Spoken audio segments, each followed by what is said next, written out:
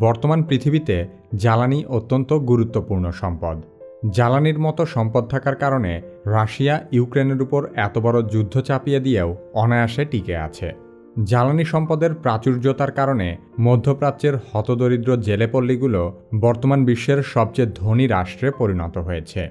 জ্বালানির অভাবে বাংলাদেশে মাত্রাতিরিক্ত লোডশেডিং হচ্ছে এবং জ্বালানির মূল্যবৃদ্ধিতে বাংলাদেশের সকল পণ্যের বাজার অস্থিতিশীল হয়ে উঠেছে। এরকমভাবে পৃথিবীর প্রায় প্রতিটি দেশের রাজনৈতিক অর্থনীতি জ্বালানির উপর ভীষণভাবে নির্ভরশীল। হতাশার বিষয় হলো এই পৃথিবীর সঞ্চিত খনিজ জ্বালানি খুব শীঘ্রই ফুরিয়ে যাবে।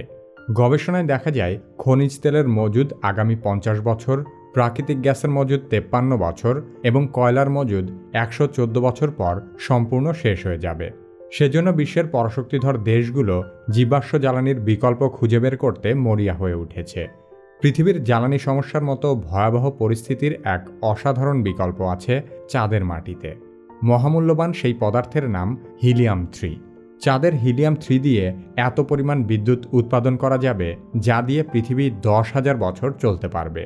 এই হিলিয়াম-3-র খোঁজেই সাম্প্রতিক সময়ে বিশ্বের বহু দেশ আবারও চাঁদে যাওয়ার প্রস্তুতি নিচ্ছে। হিলিয়াম-3 কি, কেন এটি পৃথিবীর জন্য এত গুরুত্বপূর্ণ এবং এই পদার্থ কিভাবে পৃথিবীর জ্বালানি সমস্যার সমাধান করতে পারে সে সম্পর্কে আলোচনা করা হবে কি কেন কিভাবে এই পর্বে। আমাদের আজকের ভিডিওটি স্পন্সর করেছে বাংলাদেশের শীর্ষস্থানীয় বিজ্ঞান প্রকাশনা প্রতিষ্ঠান দ্য রয়্যাল সায়েন্টিফিক পাবলিকেশনস। বিজ্ঞানমনস্ক জাতি গঠনে এবং শিক্ষার্থীদেরকে বিজ্ঞানের প্রতি আগ্রহী করে তুলতে দ্য রয়্যাল সায়েন্টিফিক পাবলিকেশনস দীর্ঘ 31 বছর ধরে নিরলসভাবে কাজ করে যাচ্ছে। কি কেন কিভাবে চ্যানেলে আপনি নতুন হলে অনুরোধ করব সাবস্ক্রাইব করে বেল আইকনটিতে ক্লিক করুন।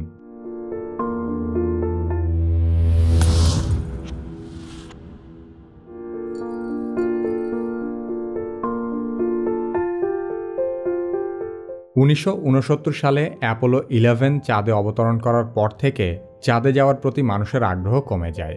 তবে সম্প্রতি যুক্তরাষ্ট্র, রাশিয়া, চীন, ভারত, ইসরায়েলের মতো দেশ নতুন করে চাঁদে যাওয়ার জন্য প্রস্তুত হচ্ছে। এবার চাঁদে যাওয়ার উদ্দেশ্য হল চাঁদের মাটিতে থাকা খনিজ পদার্থ আহরণ করা। চাঁদের মাটিকে বলা হয় রেগোলিথ। এর মধ্যে আছে সিলিকন, টাইটানিয়াম, অ্যালুমিনিয়াম, পানি, বহুমূল্যবান ধাতু এবং হিলিয়াম-3। অন্যান্য সকল বিষয়ের চেয়ে এখন হিলিয়াম-3 সবচেয়ে আকর্ষণীয় বস্তুতে পরিণত হয়েছে। সাবেক সোভিয়েত ইউনিয়ন এবং মার্কিন যুক্তরাষ্ট্র অতীতে যতবার চাঁদে অভিযান পরিচালনা করেছে ততবারই তারা চাঁদের মাটির নমুনা সংগ্রহ করেছে। প্রতিটি নমুনাতেই হিলিয়াম-3 পাওয়া গেছে। এই পদার্থ আমাদের সমগ্র পৃথিবীর জীবাশ্ম জ্বালানির উপর নির্ভরশীলতা অস্বাভাবিক হারে কমিয়ে দিতে পারে। হিলিয়াম-3 ব্যবহার করে নিরাপদ ও পরিবেশবান্ধব শক্তি উৎপাদন করা সম্ভব। এই উপাদান পারমাণবিক চুল্লির জ্বালানি হিসেবে ব্যবহার করা যাবে। বর্তমান সময়ের পারমাণবিক বিদ্যুৎ কেন্দ্রগুলোতে ইউরেনিয়াম-235কে জ্বালানি হিসেবে ব্যবহার করা হয়। ইউরেনিয়াম তেজস্ক্রিয় পদার্থ হবার কারণে এই প্রক্রিয়ায় শক্তি উৎপাদনের পাশাপাশি তেজস্ক্রিয়তাও ছড়িয়ে পড়ে। সেজন্য পারমাণবিক বিদ্যুৎ কেন্দ্রের বর্জ্য মাটির নিচে বিশেষ নিরাপত্তার সাথে সংরক্ষণ করতে হয়। তাই এসব শক্তি উৎপাদন কেন্দ্রগুলো অনেকটাই বিপজ্জনক।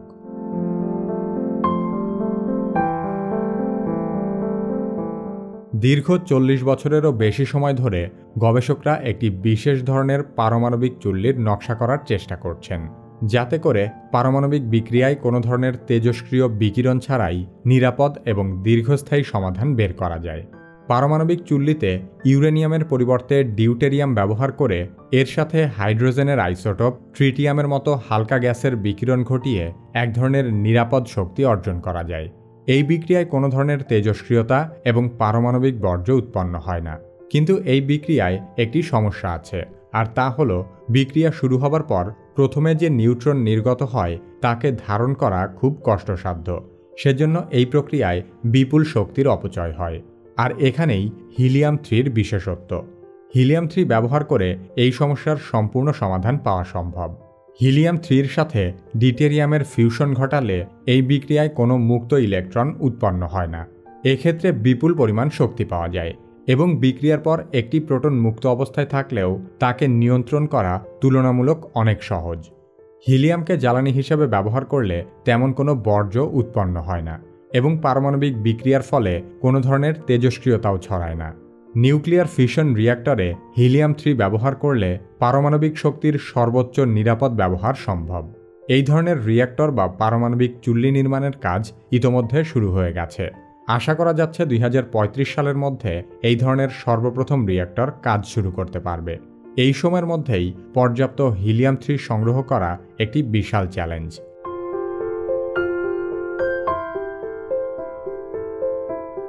হিলিয়াম-3 সংগ্রহের জন্য কেন চাঁদেই যেতে হবে? এর কারণ হল হিলিয়াম-3 পৃথিবীতে খুবই দুর্লভ। সাধারণত প্রাকৃতিক গ্যাসের খনিতে হিলিয়াম-3 পাওয়া গেলেও তার পরিমাণ অতি নগণ্য। যেমন প্রায় 100 কোটি ঘনফুট প্রাকৃতিক গ্যাসের মধ্যে মাত্র 15 কেজি হিলিয়াম-3 পাওয়া যেতে পারে। সেজন্য পৃথিবী থেকে হিলিয়াম-3 সংগ্রহ করা বাণিজ্যিকভাবে মোটেও লাভজনক নয়। এছাড়া কৃত্রিমভাবে হাইড্রোজেন বোমার মতো মারাত্মক পারমাণবিক অস্ত্রের বিস্ফোরণ ঘটিয়ে হিলিয়াম-3 উৎপন্ন করা যায়, কিন্তু এ ধরনের উৎস থেকে পর্যাপ্ত হিলিয়াম-3 পাওয়া সম্ভব নয় এবং তা পৃথিবীর জন্য যথেষ্ট ক্ষতিকর।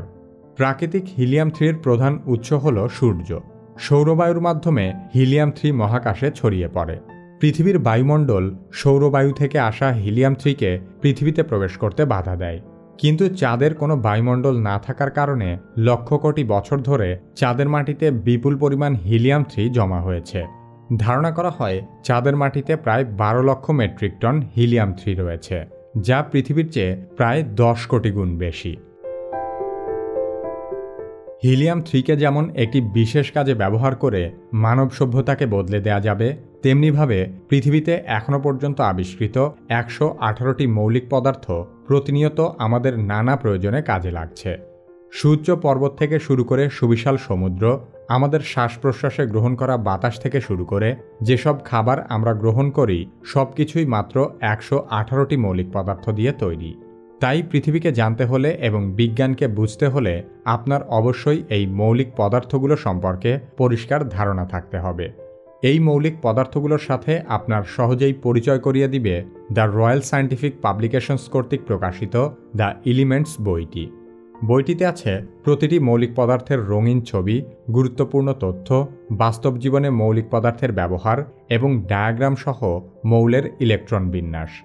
এসএসসি এবং এইচএসসি সহ বিজ্ঞানের প্রতিটি শিক্ষার্থী এবং বিজ্ঞানমনস্ক সবার কাছে বইটি থাকা উচিত। দ্য এলিমেন্টস বইটি কিনতে চাইলে ডেসক্রিপশন এবং পিন কমেন্টে দেওয়া লিঙ্ক ক্লিক করে দ্য রয়্যাল সায়েন্টিফিক পাবলিকেশনসের ওয়েবসাইট থেকে ঘুরে আসতে পারেন। আবার মূল বিষয়ে ফিরে আসা যাক। বিজ্ঞানীরা ধারণা করছেন চাঁদের হিলিয়াম-3 ব্যবহার করে এত পরিমাণ শক্তি উৎপাদন করা যাবে যা দিয়ে পৃথিবী 10,000 বছর চলতে পারবে। সাধারণ একটি মহাকাশযানে প্রায় 25 টন হিলিয়াম-3 পরিবহন করা যাবে। এই পরিমাণ হিলিয়াম-3 দিয়ে বাংলাদেশের 55 বছরের বিদ্যুৎ চাহিদা মেটানো সম্ভব। 1 টন হিলিয়াম-3-র দাম হতে পারে প্রায় $3 বিলিয়ন, যা বাংলাদেশি টাকায় প্রায় 28,500 কোটি টাকার সমান। এত মূল্যবান বস্তু হবার কারণে চাঁদের মাটি থেকে হিলিয়াম-3 খনন করা অর্থনৈতিকভাবে লাভজনক হবে। সেজন্যই পৃথিবীর ক্ষমতাধর দেশগুলো নতুন করে চাঁদে যাওয়ার জন্য উঠে পড়ে লেগেছে। আমেরিকার মহাকাশ সংস্থা নাসা 2024 সালের মধ্যে চাঁদে আবারও মানুষ পাঠাবে। অন্যদিকে রাশিয়ান মহাকাশ সংস্থা রসকসমস প্রথমবারের মতো চাঁদে মানুষ পাঠাবে 2030 সালে। চীনের মহাকাশ সংস্থা সিএনএসএ আগামী 10 বছরের মধ্যে চাঁদে শুধু মানুষই পাঠাবে না, চাঁদের দক্ষিণ মেরুতে চীনারা তাদের স্থায়ী ঘাঁটিও গড়ে তুলবে। তাদের অন্যতম প্রধান উদ্দেশ্যই হল চাঁদের মাটি থেকে হিলিয়াম-3 আহরণ করা। ভারতের চন্দ্রযান-2 অভিযানেরও একটা বড় উদ্দেশ্য ছিল হিলিয়াম-3 নিয়ে গবেষণা করা। এছাড়া ইসরায়েলও চাঁদের খনিজ সম্পদ নিয়ে ব্যাপক গবেষণা করছে। আশা করা যাচ্ছে আগামী কয়েক বছরের মধ্যেই চাঁদের খনিজ সম্পদ আহরণ করার স্বপ্ন বাস্তবে পরিণত হবে। এর মধ্য দিয়ে মানব সভ্যতার ইতিহাসে এক নতুন অধ্যায়ের সূচনা হতে যাচ্ছে। চাঁদের বুকে মানুষ কিভাবে স্থায়ী বসতি গড়ে তুলবে সে সম্পর্কে প্রাথমিক ধারণা পেতে চাইলে কি কেন কিভাবে এই ভিডিওটি দেখতে পারেন। কি কেন কিভাবে চ্যানেলের ভিডিও যদি আপনার ভালো লেগে থাকে তাহলে বেশি বেশি শেয়ার করে অন্যদেরও দেখার সুযোগ করে দিন। পরবর্তী ভিডিও আপলোড হওয়ার সাথে সাথে দেখতে চাইলে কি কেন কিভাবে সাবস্ক্রাইব করে বেল আইকনটিতে ক্লিক করুন।